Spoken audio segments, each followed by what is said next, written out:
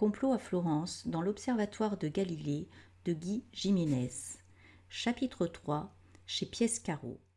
Piescaro retourna vite à l'auberge rendre compte de sa mission aux Vénitiens.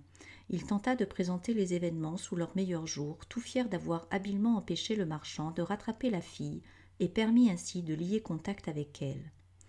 Elle aurait de toute façon échappé à ce gros plein de gnocchis qui a failli te pulvériser, ricana l'autre. Tu vis dangereusement.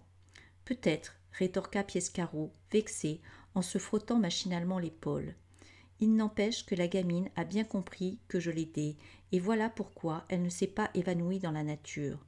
Mais cela, vous n'avez pas pu le voir, même avec la lunette. Alors, comment est-elle? Comment s'appelle-t-elle? Fiorina, à ce qu'elle prétend.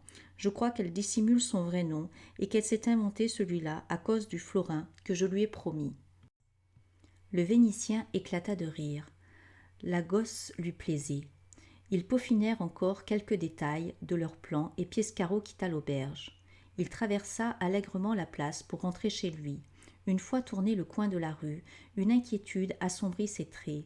Cette Fiorina saurait-elle se comporter avec l'efficacité et la discrétion requises pour la mission? Il comptait bien lui faire la leçon ce soir, la mettre en garde. Toute la question était de savoir si la petite voleuse était digne de confiance. Au fond, pourquoi l'avait-il recrutée? Il comprit tout à coup ce qui avait emporté sa décision, son rire. Oui, c'était bien cela. Il avait été sensible à la spontanéité et à la grâce de son rire. Contrairement aux recommandations, pour ne pas dire aux ordres du Vénitien, Piescaro avait mis son épouse dans la confidence de ce qu'il tramait contre Galilée. Leurs enfants, par contre, ne savaient rien du complot, pour d'évidentes raisons de sécurité. Qu'allons-nous leur dire pour expliquer la venue de cette fille demanda sa femme après qu'il l'eut tenue au courant. Autant Piescaro pouvait être hésitant et tortueux quand il s'adressait à lui-même et quand il se trouvait confronté à un personnage puissant, autant une autorité naturelle émanait de sa personne dans la gestion de son commerce et des affaires domestiques. Taisons Galilée, répondit-il sans hésitation, et prétendons que j'ai recueilli par charité chrétienne une malheureuse, une orpheline, et que j'ai trouvé à la faire employer comme servante. Son père la battrait si elle rentrait chez elle. Il l'empêcherait de se rendre à son emploi. Elle passera donc la nuit avec nous. Un père ne saurait battre son orpheline, objecta Séraphina. Un oncle, corrigea Piescaro, accablé par sa propre bêtise. Nous parlerons d'un oncle, et cela ira bien. Il se réjouissait chaque jour d'avoir épousé près de 20 ans plus tôt cette fille de drapier. C'était à elle qu'il devait sa prospérité. Elle lui avait apporté en dot une belle partie du négoce de son père et lui avait donné 2 fils et une fille qu'il chérissait. De plus, Séraphina ne manquait pas de bon sens et le secondait toujours efficacement dans ses affaires. Bien vite, Piescaro s'inquiéta de ne pas voir venir Fiorina. Il était impatient de lui donner ses directives hors de la présence de ses 3 enfants, qui travaillaient l'une à l'échoppe, les 2 autres à l'atelier de confection des draps. Leur journée finie, ils n'allaient pas tarder à rejoindre leurs parents. Fiorina arriva enfin, au grand soulagement de Piescaro. Il nota qu'elle s'était lavé les mains et le visage et qu'elle avait mis de l'ordre dans ses cheveux. Il tourna vers sa femme un regard interrogatif. Séraphina eut une moue dubitative, exprimant ainsi son point de vue sur le choix qu'il avait fait. Contrarié par le verdict de son épouse, Piescaro retourna son dépit contre Fiorina. « Tu en as mis du temps, et n'as-tu que ces fripes pour vêtements ?» Sa barbiche vibrait de colère. Fiorina ne se démonta pas et s'inclina cérémonieusement. « Monseigneur, ne m'avez-vous pas promis les habits de votre Gélinda ?» Un bref éclat de rire, celui de Séraphina, amusée par l'impertinence de la gamine, la correction de sa diction, et surtout le fait qu'elle connaisse le prénom de sa fille.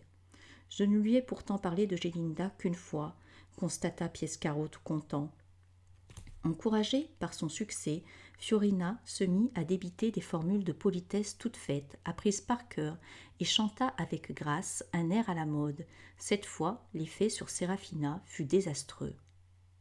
Un perroquet, lâcha-t-elle laconique. Tu as recruté un perroquet, mon bon Piescaro, une imitatrice certes douée, qui a observé les filles de la bourgeoisie sur les marchés où elles volent. Mais c'est de l'initiative que tu attends d'elle. Pas trop d'initiative, tempéra Piescaro, de l'obéissance surtout et de la discrétion. Devant l'air déconfit de son époux, Sérafina reconsidéra son point de vue. Il est vrai qu'elle a des qualités, de l'aplomb par exemple. Fiorina écarquilla les yeux d'une manière amusante à ce mot qu'elle semblait entendre pour la première fois sans en deviner le sens. Elle sait aussi mener son monde, ajouta Sérafina. Vois comme elle cherche à m'amadouer avec ses œillades. Elle a bien compris, va, que mon avis pèsera sur ta décision. Tandis que le couple poursuivait sa discussion, Fiorina regarda le crucifix suspendu au-dessus de la porte et le tableau qui ornait la pièce, une représentation de saint Jérôme. Ma décision est déjà prise, conclut Piescaro, d'une voix ferme, soucieux de montrer qu'il dominait la situation. Maintenant, laisse-nous, j'entends les enfants revenir. Quand Sérafina fut sortie, Piescaro invita Fiorina à s'asseoir à table et s'installa près d'elle. Ni l'un ni l'autre n'échangèrent le moindre mot.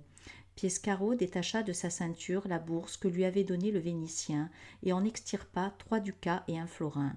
Les yeux de la gamine brillèrent de convoitise et elle glissa ostensiblement les mains entre ses genoux pour montrer qu'elle résistait à la tentation de s'emparer des pièces.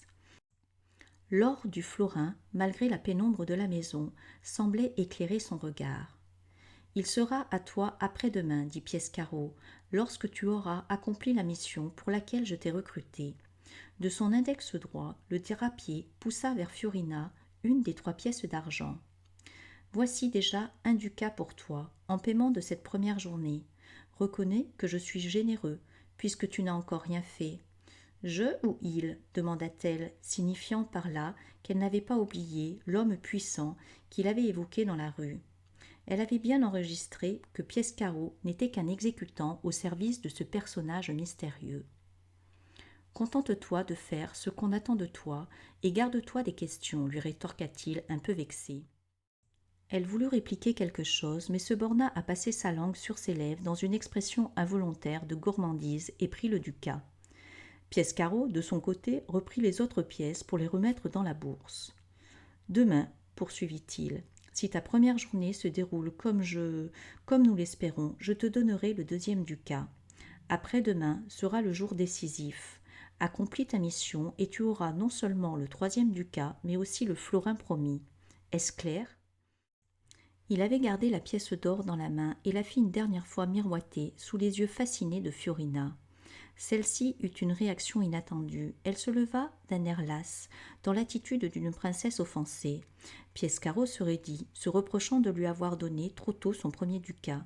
« Malgré votre crucifix et votre tableau de la Vierge et des saints, lui dit-elle, vous préparez un méchant coup avec votre chef, et c'est pour ça que vous m'avez enlevé. » « Un méchant coup, s'étonna-t-il, enlevé. Écoute-moi bien, Fiorina, ou le diable sait comment tu t'appelles vraiment.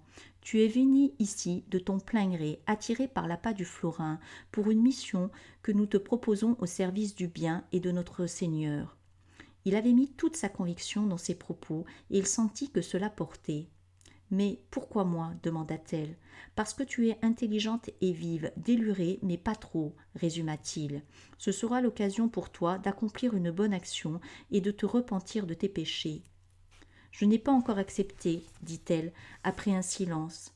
Mais que j'accepte ou non, je garde ce ducat, pour le temps passé et pour le déplacement. » Piescaro, qui bouillait intérieurement, afficha un calme olympien. « À ta guise, la porte est ouverte, heureux de t'avoir connue. » Il constata avec satisfaction que sa ruse fonctionnait.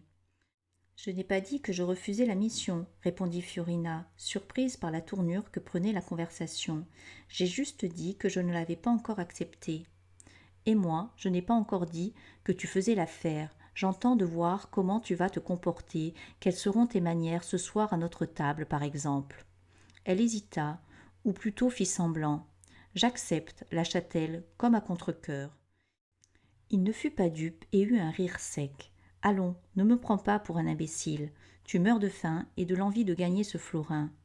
Si je t'engage, il faudra mieux jouer la comédie demain. » Elle affecta une totale indifférence avant de lui lancer.